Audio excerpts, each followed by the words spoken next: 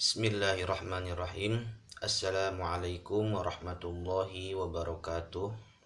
Kaifa halukum? Semoga kalian semua dalam keadaan sehat walafiat tanpa berkurang suatu apapun. Selamat pagi semuanya. Sampai berjumpa kembali di pertemuan kali ini ya. Alhamdulillah kita sudah melewati bulan suci Ramadan ya, sedih bercampur bahagia ya, sedih karena kita ditinggalkan oleh bulan suci yang penuh dengan keberkahan, yang penuh dengan ampunan, yang penuh dengan kasih sayang Allah Subhanahu wa taala. Dan senang karena kita semua bisa bersukacita ya, berbahagia, di mana kita insya Allah mendapatkan ridhonya Allah di hari kemenangan yang selama ini kita nanti-nanti. Dan tidak lupa saya ucapkan minal aidin wal faizin, mohon maaf lahir dan batin, mohon maaf bila ada kata-kata atau sikap ucapan yang kurang berkenan di hati kalian semua. Kita sama-sama membuka hati, membuka lembaran baru untuk menjadi pribadi atau insan yang lebih baik di kemudian hari.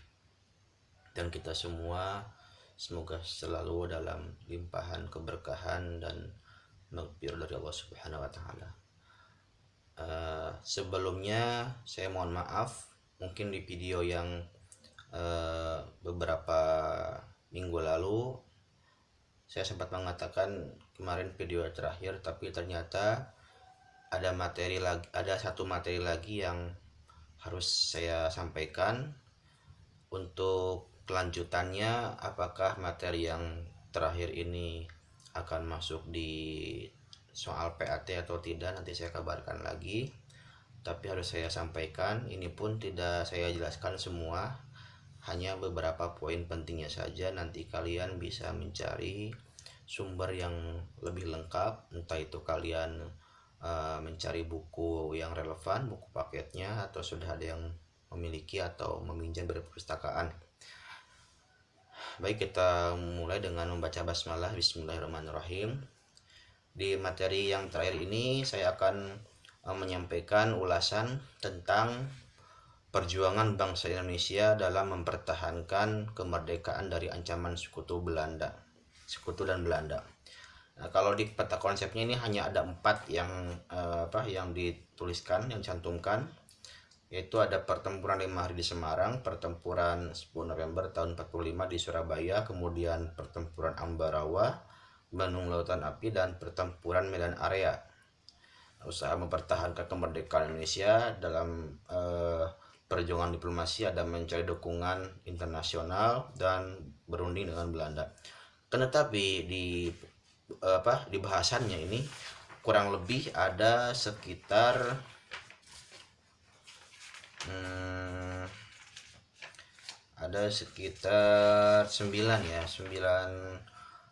pertempuran. Ada juga di sini dijelaskan tentang agresi militer Belanda 1 dan 2. Saya sampaikan saja poin pentingnya ya, nanti kalian silakan cari baik itu di internet atau di buku atau juga di artikel-artikel tentang sejarah atau di YouTube, boleh silahkan untuk melengkapinya. Saya hanya menyampaikan poin-poinnya saja tentang beberapa materi yang harus kalian nanti rangkum ya. Saya instruksikan untuk materi ini silakan untuk membuat PowerPoint ya, untuk membuat PowerPoint tentang materi yang terakhir ini. Yang pertama tentang pertempuran 5 hari di Semarang. Ini waktunya pada tanggal 14 Oktober tahun 45. Yang memicu terjadinya pertempuran ini awalnya yaitu salah satunya akan dirubahnya atau wacana dari pihak Jepang, padahal Indonesia sudah merdeka tapi mereka belum menerima atau belum mengakui ya, karena merasa kecolongan dari pihak Indonesia saat itu, kan Indonesia sedang dalam keadaan genting. 400 orang veteran Angkatan Laut Jepang, mereka dipekerjakan untuk mengubah pabrik gula Cepiring menjadi pabrik senjata saat itu, dan dipindahkan ke Semarang, dan mereka menyerang polisi Indonesia yang mengawal mereka. Setelah itu mereka melarikan diri dan bergabung dengan Kidobutai di Jatingaleh. Ya, Kidobutai adalah sebuah batalion Jepang di bawah pimpinan Mayor Kido. Pertempuran itu terjadi dan pecah sehari setelahnya, itu tanggal 15 Oktober tahun 45, dan tidak sedikit tidak sedikit korban yang berjatuhan, cukup banyak. Tapi setelah itu beberapa hari setelah pertempuran akhirnya berhenti juga, setelah Gubernur Wongsonegoro dan pimpinan TKR berunding dengan komandan tentara Jepang, dan akhirnya disepakati dengan antara gubernur dengan Brigadir Jenderal Battle untuk melakukan gencatan senjata dan dihentikan pada tanggal 20 Oktober tahun 45. Kemudian yang kedua ada pertempuran 10 November tahun 1945. Ini yang paling mencolok ya dari peristiwa pertempuran ini, tertembaknya Jenderal Sekutu dari Inggris yang bernama Brigjen AWS Malaby, di mana sebelumnya sudah disepakati gencatan senjata antara pihak Sekutu dengan Indonesia. Tapi mungkin ini ada beberapa tindakan yang membuat Indonesia ataupun Sekutu marah, geram ya. Bagaimanapun Indonesia tidak terima dengan adanya penyerangan atau percobaan untuk menguasai Indonesia kembali ya, untuk menduduki beberapa wilayah terutama di Surabaya ya. Akhirnya mungkin ini tiba-tiba Jenderal AWS Malaby ini dia tewas, kemudian diketahui oleh pihak Sekutu yang awalnya disepakati gencatan senjata, disepakati oleh Presiden dan Wakil Presiden Indonesia saat itu Soekarno dan Hatta, didampingi oleh Menteri Penerangan Amir Syarifuddin saat itu. Pertempuran pun tidak bisa ditahan atau dicegah, tidak terelakkan, dan puncaknya tanggal 10 November tahun 45 dikenal juga dengan Hari Pahlawan. Saat itu yang memberikan semangat juang ya, memberikan motivasi, dorongan, semangat berkobar melawan penjajah, yaitu Bung Tomo yang menyampaikan pidatonya melalui siaran radio. Bagaimanapun kondisi Indonesia saat ini, kita harus lawan. Apalagi Indonesia saat ini sudah merdeka, walaupun masih baru-baru ya, tetap kita harus mempertahankan dan memperjuangkan. Ini bukan hanya urusan hidup dan mati, tapi urusan harga diri, martabat bangsa Indonesia saat itu. Walaupun dengan persenjataan yang masih sangat terbatas, tapi tidak mengurangi semangat juang rakyat Indonesia, baik itu dari masyarakat maupun dari para tentara Indonesia yang saat itu memang tidak sepadan atau belum sebanding dengan para tentara Sekutu. Ya, akhirnya walaupun memang sempat dipukul mundur pihak Indonesia ke kota Mojokerto untuk menyusun kekuatan, karena memang terlalu banyak ya, artinya bandingannya cukup drastis atau tidak seimbang, tidak sepadan, 1:10 mungkin. Katakanlah dari tentara Sekutu menyiapkan 15.000 tentara, sedangkan Indonesia hanya ribuan. Bisa 5 sampai 10 kali lipat dari tentara yang ada saat itu. Perlawanannya sangat sengit ya, perlawanan yang tidak seimbang, tapi alhamdulillah berkat pertolongan Allah dan semangat juang masyarakat rakyat Indonesia, akhirnya Indonesia bisa menangkan peperangan itu.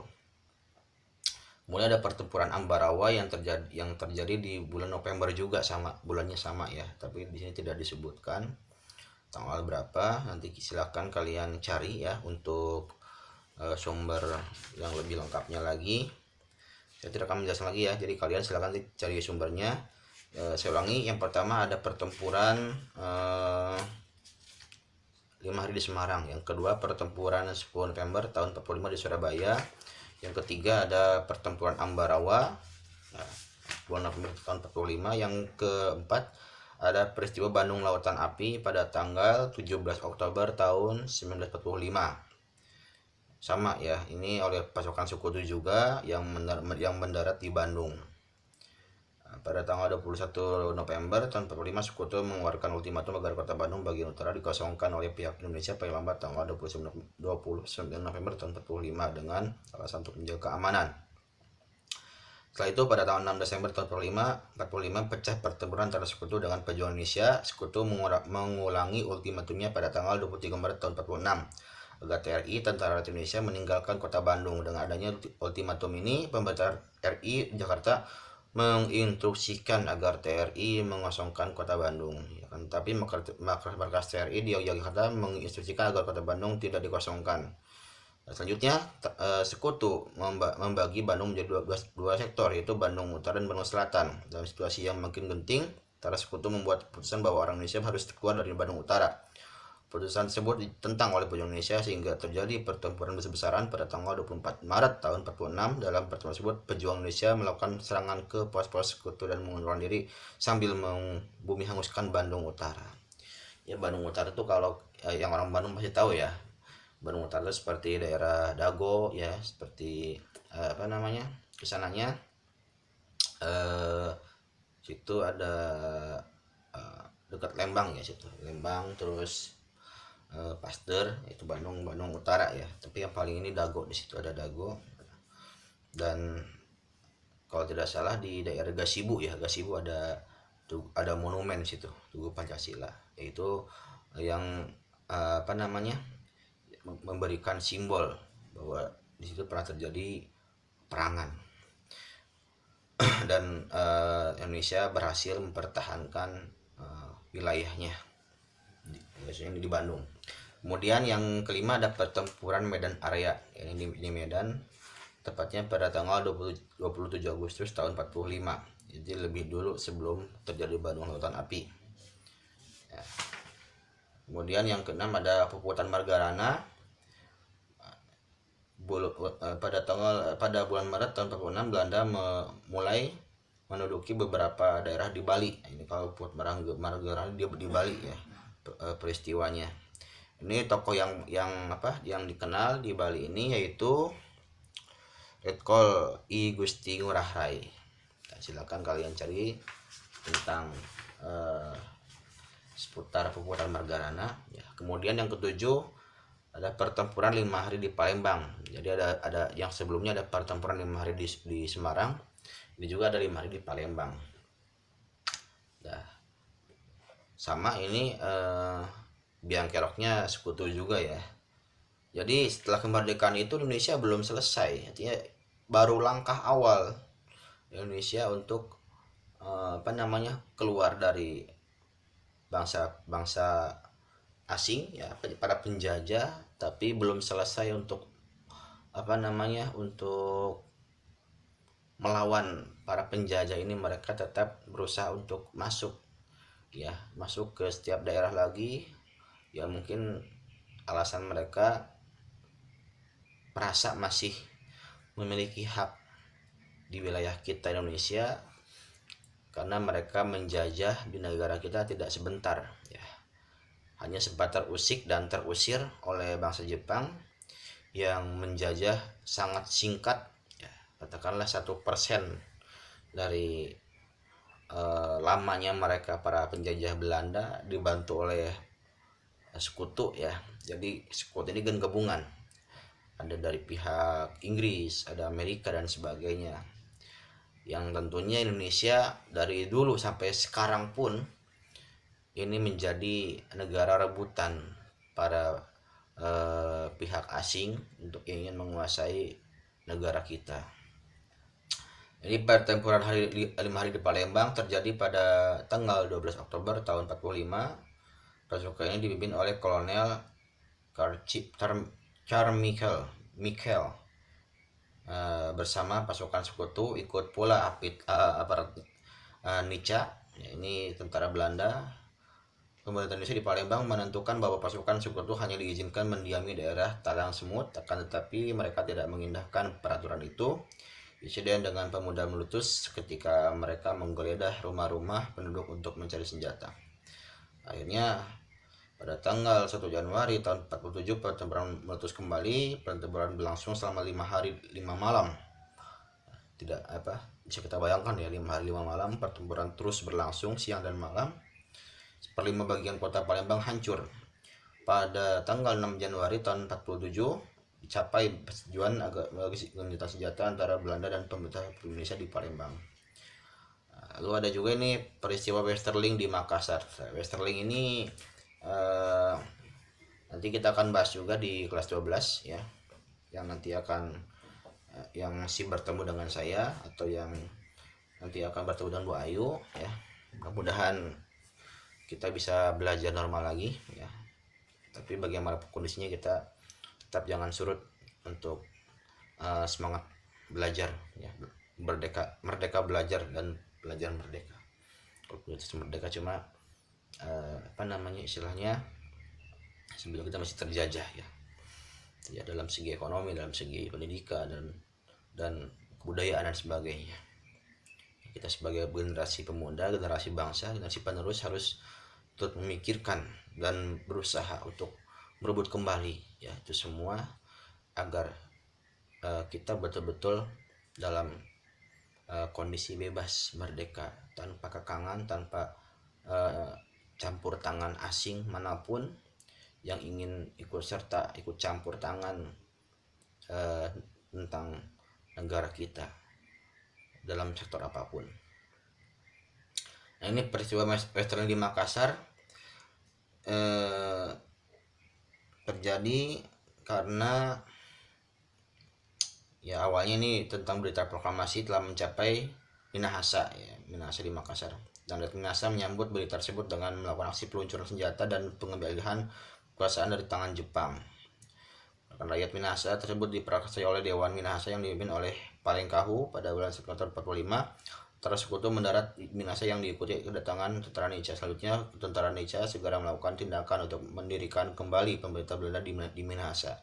Ya, jadi Belanda masuk ke setiap wilayah, ke setiap daerah ya untuk kembali menguasai Indonesia.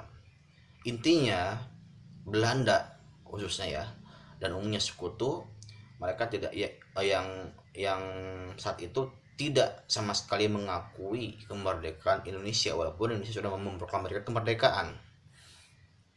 Ya, jadi mereka ingin menguasai kembali jajahan yang sempat mereka kuasai bagaimanapun caranya.